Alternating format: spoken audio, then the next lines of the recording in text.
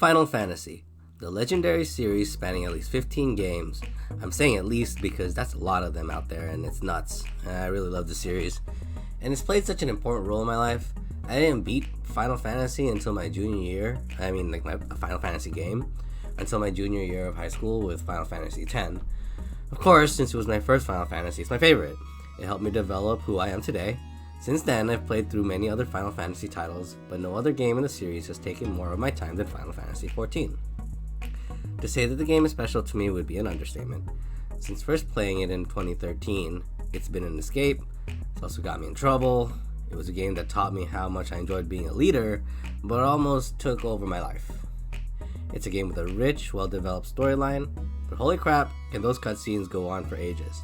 And though I don't play it nearly as much as I used to, I still come back on patch day to see how the story will further. As of this video, the new patch, Echoes of a Fallen Star, has just come out. We're deep in what's turning out to be Final Fantasy XIV's best expansion. Riding high with the story is so good, it brought in people that never ever played an MMORPG into the crowd. Like, I got a friend of mine who's he's like the hype beast kind of person, really into like Supreme fanny packs and Jordans and stuff. And like, we were at a bar and he actually told me that he was playing it, and I was like, wait, what? Like, do you it was weird, but it was like really mind-blowing. Like, do you know how absolutely mind-blowing that was to me? Like, he's never played an MMORPG, and he was the last person I would ever hear him say, oh yeah, I'm playing through Shadowbringers during casual conversation. And that was awesome. Like, to have the game actually show a surge of popularity that brought in an unexpected crowd, and that got me thinking, like, why is that? So I would think that the simple answer to this is that the story is just really good. But if we peel back the layers, there's got to be more to it than that. Like, assuming a player doesn't repurchase like the story skip and a level 70 character, there's like at least 69 hours of gameplay just to get through the beginning of Shadowbringers. And that's a lot of gameplay. And if anyone is going to get through the entire thing, the gameplay has to be good, right? Like, along with the story, the Shadowbringers iteration of the battle system is just so much better than it's ever been. It's a tightly tuned system, and like, what I really like about it is you only need about 2 or 3 hotbars per job. And even though like you can min-max in this game, like, it's definitely going to be a big thing if you're going to do any sort of like the high level like world firsts and stuff. It's like really kind of proven time and time again that like, there's a real skill aspect to it. I remember like back in the days of Nail Von Darkness, T8. Is that T8? Yeah, T8. There were parties that would only stick to eye level 90 and they would still beat it. So, there's definitely a skill component, and I'm not going to like shoot that down, right? But yeah, it's been proven time and time again that it's skill, communication, and flexibility, and it's gonna win the day. And it's with this pretense, right, that I can unironically claim that Final Fantasy XIV is a true JMMORPG. So the crux of my argument lies primarily in like where the game comes from, but I'm not really gonna focus on that because it's a small piece. It's an important piece, but what I think really matters the most is in the gameplay. Another thing is also like, you can actually draw parallels from how the JRPG developed. I mean, it's a little different, and we'll just kind of go over it. So like, let's just like look into this like origin, okay? So I'm not gonna go into the whole thing, like the whole origin of the JRPG, but one of the primary talking points when we discuss its origins is mainly 2 games that influenced it, Ultima and Wizardry. And I'm not saying that it's like it created it and stuff. It was definitely a big inspiration. It was popular pretty much to anyone who was into computers at the time, right? If you were in America, you knew about Wizardry and Ultima. Same with Japan. But I know that there were other games, like other RPGs that were being developed at the time. So I'm not saying like America helped create this in any way. I'm saying that like there's more to it than that. So of course, yeah, it wasn't just influential in Japan, like I said. They were pretty much influential everywhere. What they did was show the possibilities of how RPGs work. So for this video, I took a quick run on both games, and personally I liked Wizardry more than I did Ultima, but both games had players creating a character, giving out stat points, and you needed the whole keyboard to play the game. Like Ultima had a food system too, and because of the lack of direction, I got killed by like this random warlock just walking around. And I lasted a little longer in Wizardry, but not by much. I ended up dying on like the first thing that came, primarily because I recruited people from the tavern, but for some reason they were dead, and I literally went through the dungeon with like 2 dead fighters, a dead cleric, and 1 living thief. I don't know why a literal tavern would be filled with dead people, but it was. And the game was pretty arcane, and I know if I had given it time to learn, I would be fine. That was the thing. I needed to read the documentation to get the most out of the game. The game made like a great template of how RPGs can be done. So both Square and Enix, I mean they were separate, right? They took that template and they made their games happen, right? They cut out the fat in a lot of the games, and this is where like a lot of the thing I'm saying that FFXIV, can't believe I said that. Final Fantasy XIV is a JMMORPG because you can see the cutting of the fat in the same way Dragon Quest and Final Fantasy did that for like RPGs. So they cut out a lot of fat in the game, and in Final Fantasy's case they experimented with a different battle system, and before we knew it we had like these 2 legendary RPG series, right? And yes, I'm totally aware that like Final Fantasy and Dragon Quest were not the first game of their kind, but they were the most popular, and they are synonymous with the term JRPG. I mean, people are also arguing that Final Fantasy is a genre, but I'm not going to go into that. What they did was they simplified the game system and controls to focus on other parts, and arguably the music too. I mean, they are also developing for a console, so they had to lessen the amount of buttons. Both games were streamlined, but the challenge was still there, and that's a big thing.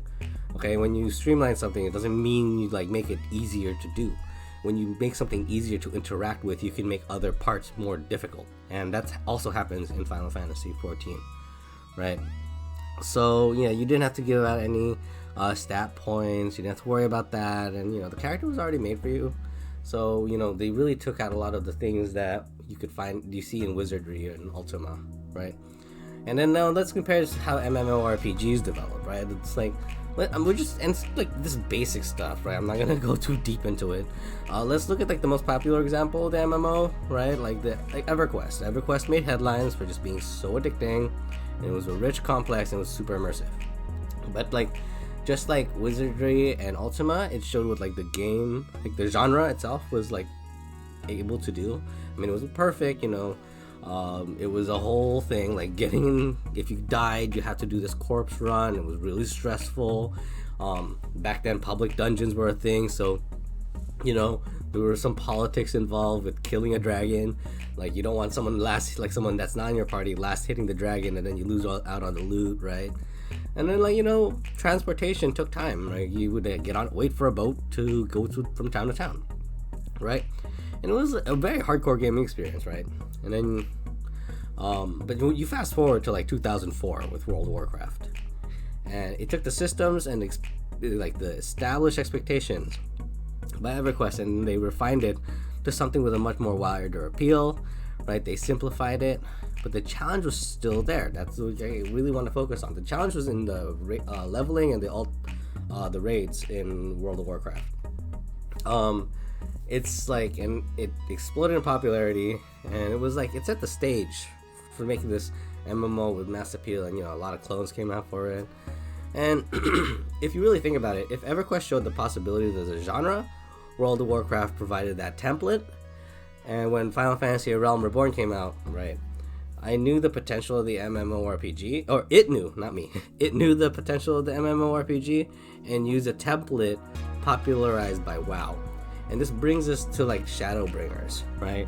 And if you just play Shadowbringers, even though it has the same essential kind of feeling as WoW, like, you know, in the sense that there's hot bars, there's skill bars, and there's mobs to pull and trash mobs and all that stuff.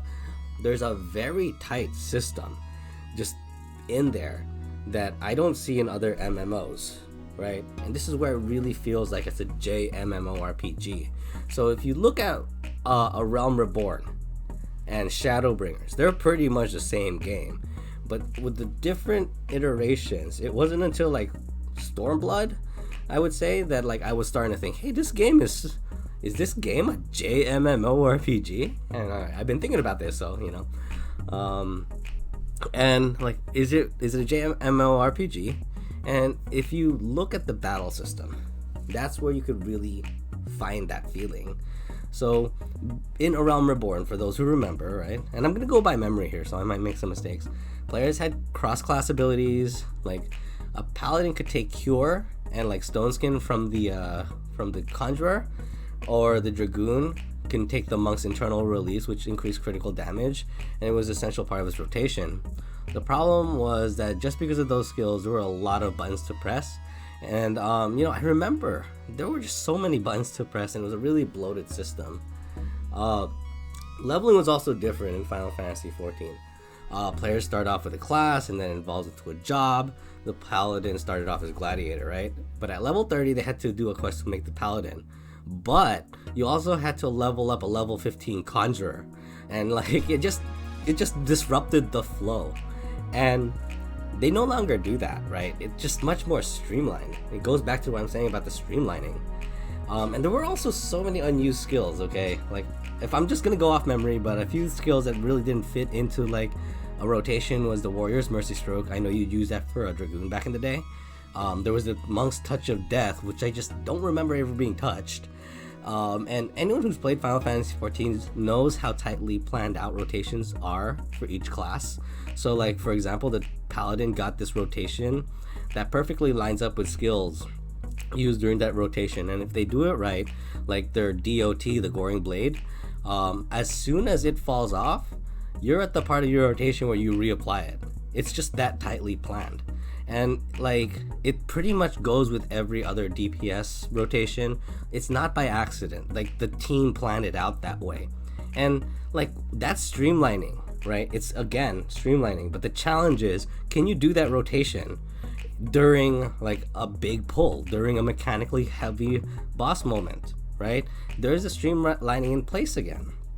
And along with like the removal of skills, you could totally do like high level content with pretty much any job. And yeah, like, you know, the ninja might be a full 100% pick because of trick attack, right? But I just remember how people were so proud of like this Dark Knight who was in the world first party for killing Ultimate Bahamut, right? And you know, it just shows that even though min-maxing really is a thing, it's not the thing. And like, you know, I just really think that it's like the streamlining gave players a chance to have their skill-based gameplay included with them. And the last thing I want to focus on is like, is where it's from. It is this is a Japanese game from a Japanese company. There's a lot of like anime tropes in there. You know, like if you played the battle system, if you just did the recent raid, Eden 8, there's a real anime moment in there. And you know, I really am just like hard pressed to not think that this is not a JMMORPG, just from the people they attract, just the streamlining and just the overall feel, right? But you know, that's just me. So I'm just really overthinking this. And what do you guys think? Like, I'm gonna field the question to you. Is Final Fantasy XIV really a JMMORPG, or am I just getting delusional from running too many copied raid factories, huh? So give me your opinion in the comments below, and thanks for watching my first video. Yay!